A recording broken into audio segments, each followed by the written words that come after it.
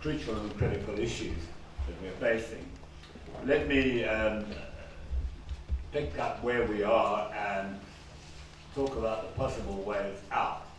Let me begin by saying that, I think people here have become accustomed in the last decade to believing that currencies are something you pick and choose, sort of cherry pick. Oh, well, let's have the rand, or let's have the dollar, or let's have the Chinese RMB, or whatever it happens to be. That's not what the real world is like. Tendai made the point that when we dollarized in 2008, 2009, it wasn't the government that dollarized, it wasn't Patrick Chinamasa who stood up in Parliament and said it. It had happened already. It was the markets that did it. And that's what the markets have been doing in the last few months. So, de-dollarizing, having got yourself into that situation, is extremely difficult. I cannot think of one example of successful de-dollarization. A possible exception that we keep being told about is, of course, Israel. But when you look at all those Latin American countries that dollarize, and some in Eastern Europe, you'll find that they're still substantially dollarized in terms of US dollar deposits. In the banking system at the moment, as of March, we've got about $740 million in US dollars as designated by the Reserve Bank. And if you convert that into the money supply, it gives you a huge increase and therefore a great thrust towards inflation. Let me make a second point, which also draws on what Tendai has been saying, and that is that the issue facing the economy is not per se an economic issue. At the end of the day, the solution to the problems are fundamentally political / social. You can have any kind, you can change currencies as often as you like, but you're not going to change the underlying fabric of the economy. Tendai calls it production. I'm afraid I don't. I call it productivity, which seems to me to be the critical issue. Let me also make a third point before I pick up, and that is, we have an old adage in economics: if something can't work, it won't work. And this lot is not going to work.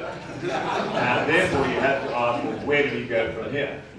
What is the strategy? The strategy, put very simply, and you'll see the political and social connotations of it.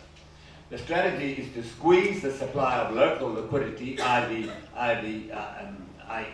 RTGS, or Zim dollars, or whatever you want to call them, to squeeze that to the point where people do not have the RTGS funds to be able to speculate, in inverted commas, in the parallel market. And in that way, you will reduce the demand for and price of foreign currency.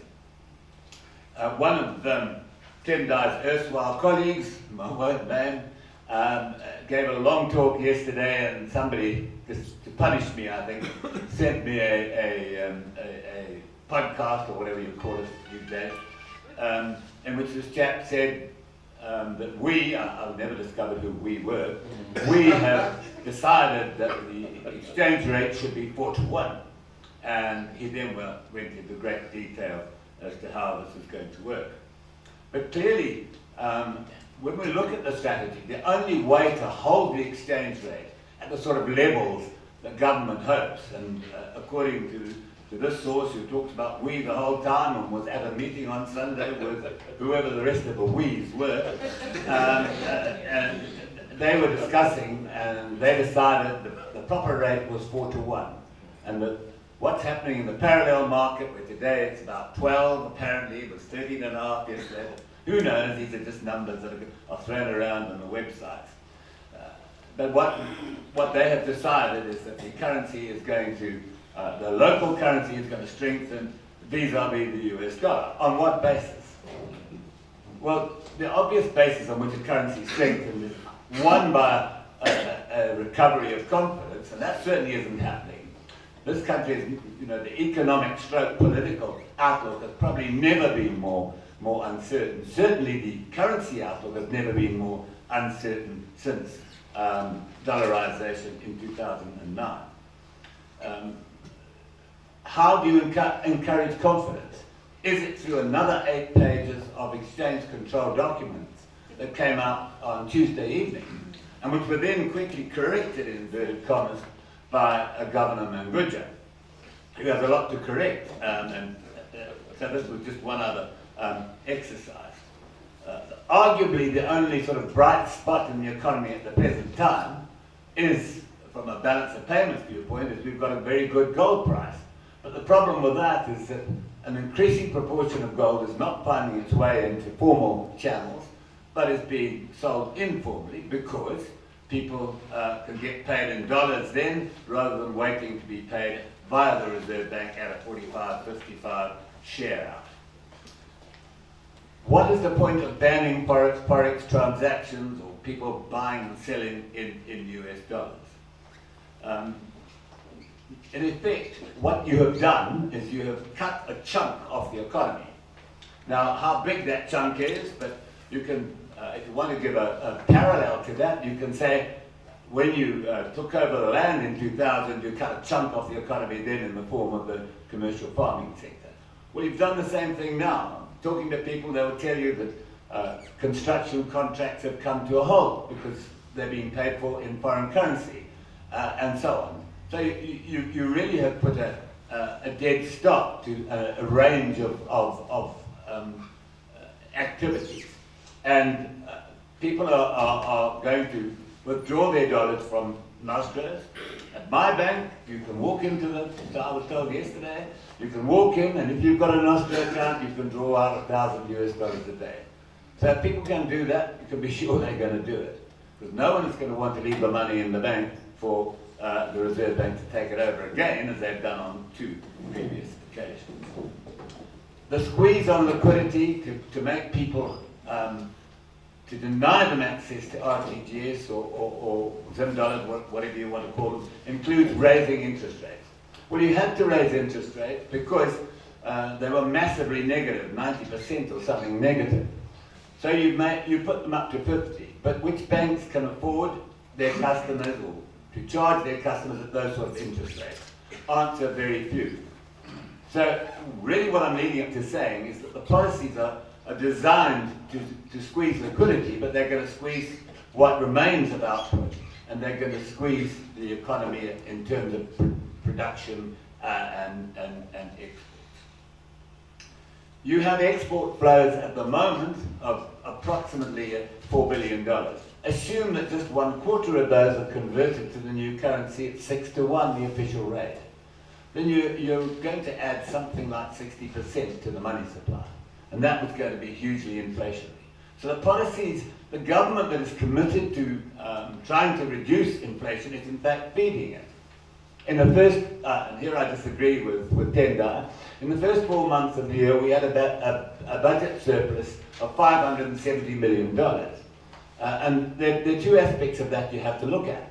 The first thing is $1 billion in extra tax was taken out of the economy between April 2018 and April 2019.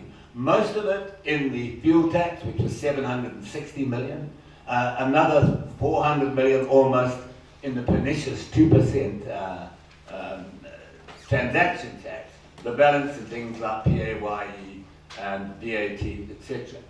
But if you look at the other side of the ledger, and if you convert the inflows into real terms, in other words, adjust for inflation, you find that government spending went down 40% in the first 4 months of this year. That's why you have hospitals without drugs. That's why you have schools without food, and so on and so on. So you've got a budget surplus, but it's more smoke and mirrors than the real world. And it's a budget surplus that is going to disappear because there's a huge pay increase coming to the public service. We know about that. And we have, and here again, I would like to hear Tendai's view on it. Tendai was quoting a lot from the staff monitored program. But in it, there's a budget which was approved by Cabinet in April. It's now the end of June. Why hasn't that gone to Parliament? What is Parliament not allowed to see the budget? I wondered if in fact that issue was going to be picked up. RBZ is printing another 400 million, it tells us, in bond notes. Governor Mangudya says we have 600 to 800 million of bond notes. The RBZ document that Tendai has just been quoting from say we only have 500 million. So one doesn't know, but it's a huge increase in the availability of currency.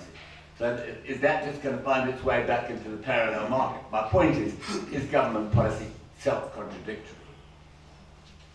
So for all of these reasons, one is saying that the policy cannot work. And there's another flaw in the argument, and that is consumer demand, disposable incomes are all falling dramatically at the present time. Partly because 1.3 billion or whatever in extra tax has been taken out of consumer spending. Partly because real wages, already at a 5-year low before this year, are going to be falling quite dramatically. We're not seeing increases anything like the rate of inflation.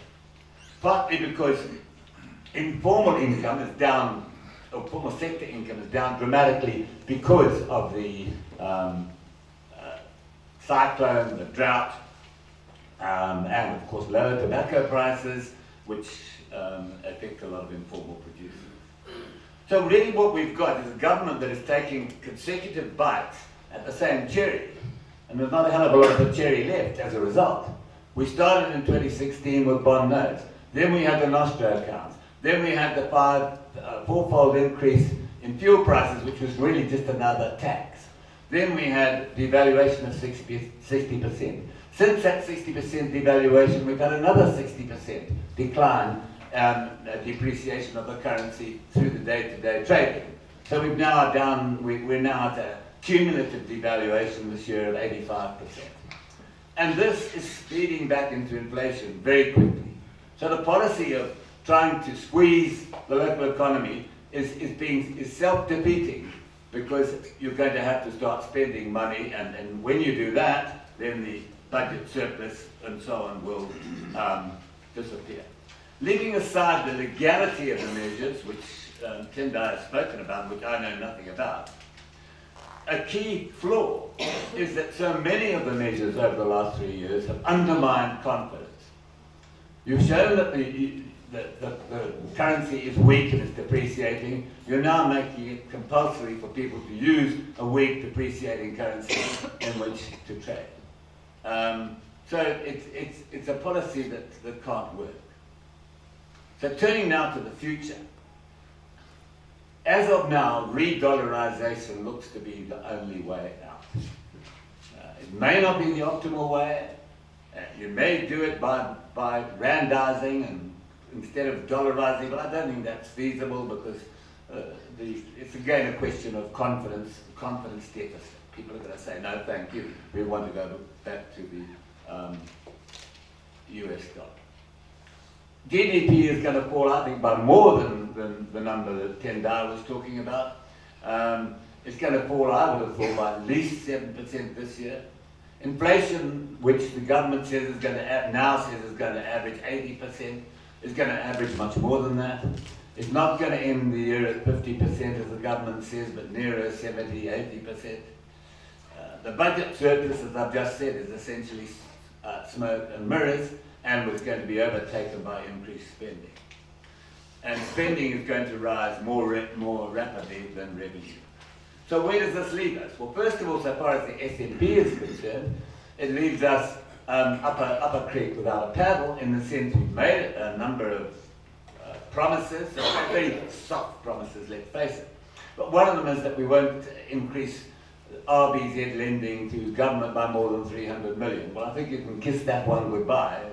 It's going to be overtaken by the increase in public sector salaries, apart from anything else, plus the extra 400 million in bonds that is going to be printed. It will be very difficult, however you play the cards, for the fund staff. Remember that we have a distinction at the IMF between the staff, management, and the board, which is the sort of governments and so on. It will be very difficult for the staff to go and say, look guys, in February or March next year when this SNP ends, say, look guys, the SMB has worked, we must therefore come and rescue the Zimbabweans with a debt relief and so on and so on. I don't think we're going to get to that. And Tendai sketched the political threats, which ultimately, at the end of the day, may be the more important ones. So to conclude, where do we go? Well, quite honestly, it seems to me the market takes us back into re-dollarization. I can't really see any other alternative at this stage. If you're going to launch a new currency, we've had a lot of talk about getting the fundamentals right. Now, people find it very difficult to say what those fundamentals are. But clearly, destroying people's confidence in the currency and then saying you're not allowed to hold anything else, criticizing people who seek to protect themselves through what is called profiteering stroke speculation stroke economic sabotage. You know the words. They just roll off the tongue very easily. This is not a way to encourage people to have confidence in your currency. I see a member of parliament was quoted yesterday as saying, we must have confidence in the currency. Yes, well, you can have confidence in the currency, but the rest of us don't have it. And what is going to make us have it? Thank you. I'll leave it there.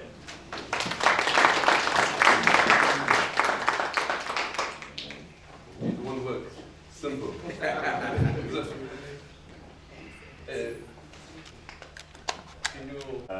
A lot of the crucial and critical issues that we're facing. Let me pick up where we are and talk about the possible ways out.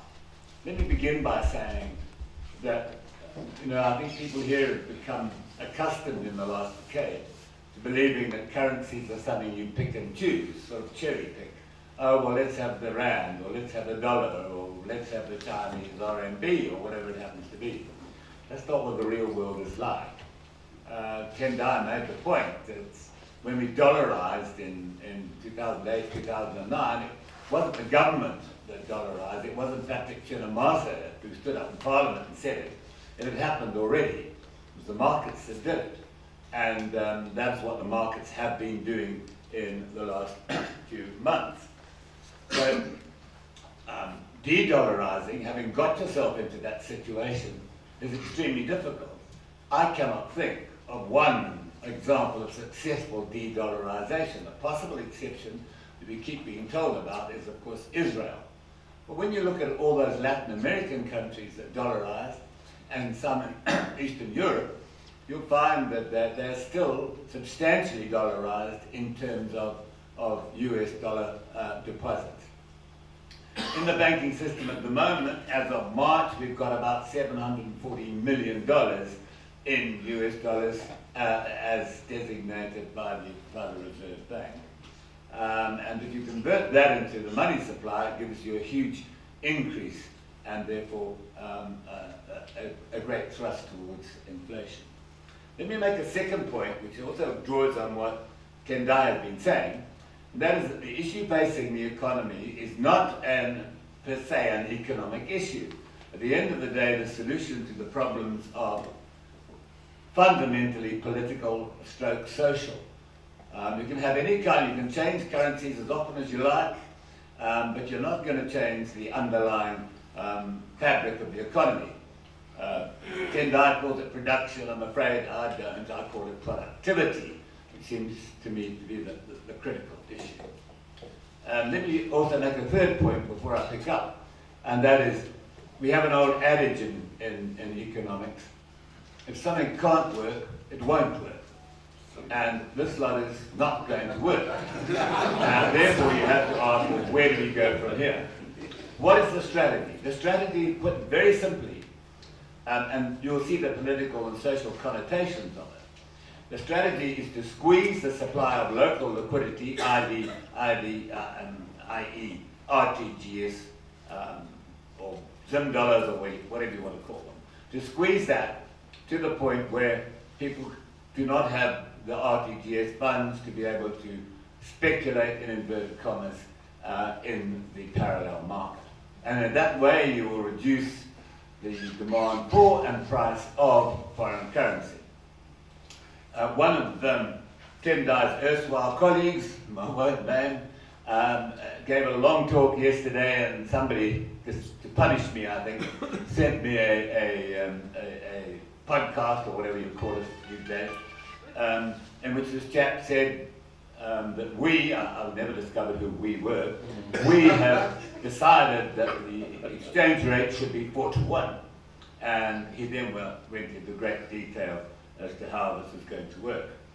But clearly, when we look at the strategy, the only way to hold the exchange rate at the sort of levels that government hopes, and according to this source who talks about we the whole time and was at a meeting on Sunday with whoever the rest of the we's were, and they were discussing, and they decided the proper rate was 4-to-1. And what's happening in the parallel market, where today it's about 12, apparently it was 13.5 yesterday. Who knows? These are just numbers that are thrown around on the websites. But what they have decided is that the currency is going to, the local currency is going to strengthen vis-a-vis the US dollar. On what basis? Well, the obvious basis on which a currency strengthens is one, by a recovery of confidence, and that certainly isn't happening. This country is, the economic stroke political outlook has probably never been more uncertain. Certainly the currency outlook has never been more uncertain since dollarization in 2009. How do you encourage confidence? Is it through another 8 pages of exchange control documents that came out on Tuesday evening, and which were then quickly corrected, in inverted commas, by Governor Mangudya, who has a lot to correct, so this was just one other exercise. Arguably the only sort of bright spot in the economy at the present time is, from a balance of payments viewpoint, is we've got a very good gold price. But the problem with that is that an increasing proportion of gold is not finding its way into formal channels, but is being sold informally, because people can get paid in dollars then, rather than waiting to be paid via the Reserve Bank at a 45, 55 share out. What is the point of banning forex transactions, or people buying and selling in US dollars? In effect, what you have done is you have cut a chunk of the economy. Now, how big that chunk is, but you can, if you want to give a parallel to that, you can say, when you took over the land in 2000, you cut a chunk of the economy then in the form of the commercial farming sector. Well, you've done the same thing now. Talking to people, they will tell you that construction contracts have come to a halt because they're being paid for in foreign currency, and so on. So you really have put a dead stop to a range of activities. And people are going to withdraw their dollars from nostros. At my bank, you can walk into so I was told yesterday, you can walk in, and if you've got a nostro account, you can draw out $1,000 US a day. So if people can do that, you can be sure they're going to do it. Because no one is going to want to leave the money in the bank for the Reserve Bank to take it over again, as they've done on 2 previous occasions.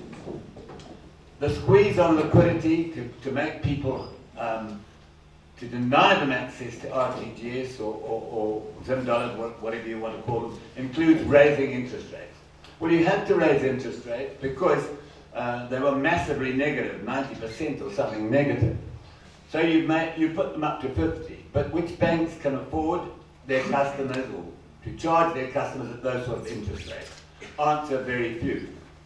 So really what I'm leading up to saying is that the policies are designed to squeeze liquidity, but they're going to squeeze what remains of output, and they're going to squeeze the economy in terms of production and exports.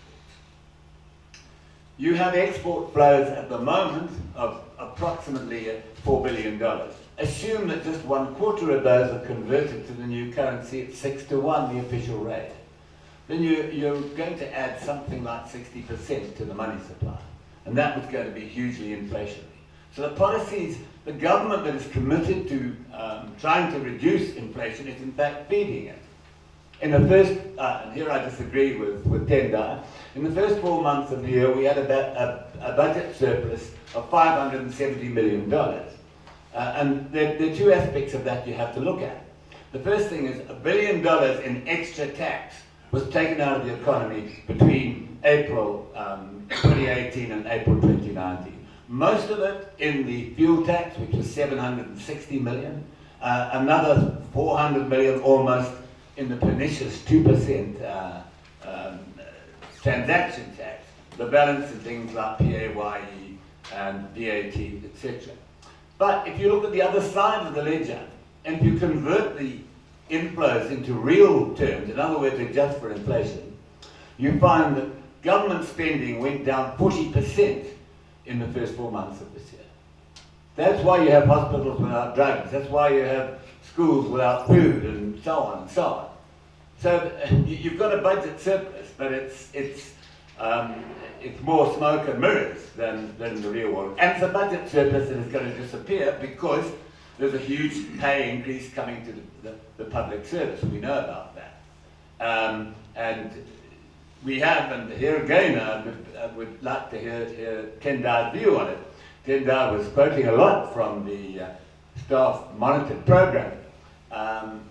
But in it, there's a budget which was approved by Cabinet in April. It's now the end of June. Why hasn't that gone to Parliament? What is Parliament not allowed to see the budget? I wondered if in fact that issue was going to be picked up. RBZ is printing another 400 million, it tells us, in bond notes. Governor Mangudya says we have 600 to 800 million of bond notes. The RBZ document that Tendai has just been quoting from say we only have 500 million. So one doesn't know, but it's a huge increase in the availability of currency. So is that just going to find its way back into the parallel market? My point is government policy self-contradictory? So for all of these reasons, one is saying that the policy cannot work. And there's another flaw in the argument, and that is consumer demand, disposable incomes are all falling dramatically at the present time. Partly because 1.3 billion or whatever in extra tax has been taken out of consumer spending. Partly because real wages, already at a 5-year low before this year, are going to be falling quite dramatically. We're not seeing increases anything like the rate of inflation. Partly because informal income is down, or formal sector income is down dramatically because of the cyclone, the drought, and of course lower tobacco prices, which affect a lot of informal producers. So really what we've got is a government that is taking consecutive bites at the same cherry, and there's not a hell of a lot of the cherry left as a result. We started in 2016 with bond notes, then we had the Nostro accounts, then we had the fourfold increase in fuel prices, which was really just another tax. Then we had devaluation of 60%. Since that 60% devaluation, we've had another 60% decline, depreciation of the currency through the day-to-day trading. So we're now at a cumulative devaluation this year of 85%. And this is speeding back into inflation very quickly. So the policy of trying to squeeze the local economy is self-defeating, because you're going to have to start spending money, and when you do that, then the budget surplus and so on will disappear. Leaving aside the legality of the measures, which Tendai has spoken about, which I know nothing about, a key flaw is that so many of the measures over the last 3 years have undermined confidence. You've shown that the currency is weak and it's depreciating. You're now making it compulsory for people to use a weak depreciating currency in which to trade. So it's a policy that can't work. So turning now to the future. As of now, re-dollarization looks to be the only way out. It may not be the optimal way. You may do it by randizing and instead of dollarizing, but I don't think that's feasible because it's again a question of confidence deficit. People are going to say, no, thank you. We want to go back to the US dollar. GDP is going to fall, I think, by more than the number that Tendai was talking about. It's going to fall, I would have thought, by at least 7% this year. Inflation, which the government says is going to now says is going to average 80%, is going to average much more than that. It's not going to end the year at 50% as the government says, but nearer 70, 80%. The budget surplus, as I've just said, is essentially smoke and mirrors, and was going to be overtaken by increased spending. And spending is going to rise more rapidly than revenue. So where does this leave us? Well, first of all, so far as the SNP is concerned, it leaves us up a creek without a paddle, in the sense we've made a number of promises, very soft promises, let's face it. But one of them is that we won't increase RBZ lending to government by more than 300 million. Well, I think you can kiss that one goodbye. It's going to be overtaken by the increase in public sector salaries, apart from anything else. Plus the extra 400 million in bonds that is going to be printed. It will be very difficult, however you play the cards, for the fund staff. Remember that we have a distinction at the IMF between the staff, management, and the board, which is the sort of governments and so on. It will be very difficult for the staff to go and say, look guys, in February or March next year when this SMP ends, say, look guys, the SMP has worked, we must therefore come and rescue the Zimbabweans with a debt relief and so on and so on. I don't think we're going to get to that. And Tendai sketched the political threats, which ultimately at the end of the day may be the more important ones. So to conclude, where do we go? Well, quite honestly, it seems to me the market takes us back into re-dollarization, because I can't really see any other alternative at this stage. If you're going to launch a new currency, we've had a lot of talk about getting the fundamentals right. Now, people find it very difficult to say what those fundamentals are. But clearly, destroying people's confidence in the currency, and then saying you're not allowed to hold anything else, criticizing people who seek to protect themselves through what is called profiteering, stroke speculation, stroke economic sabotage. You know the words. They just roll off the tongue very easily. This is not a way to encourage people to have confidence in your currency. I see a member of parliament was quoted yesterday as saying, we must have confidence in the currency. Yes, well, he can have confidence in the currency, but the rest of us don't have it. And what is going to make us have it? Thank you. I'll leave it there.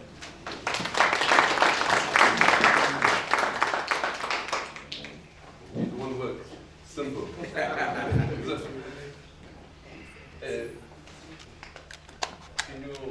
I'll just reply very quickly to a couple of points.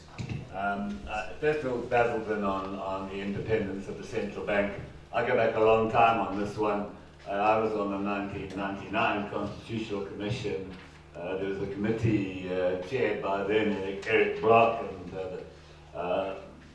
the late Minister of Finance, Bernard Tchera, and I argued the case for independent central bank. We were shot down by the then Minister of Finance.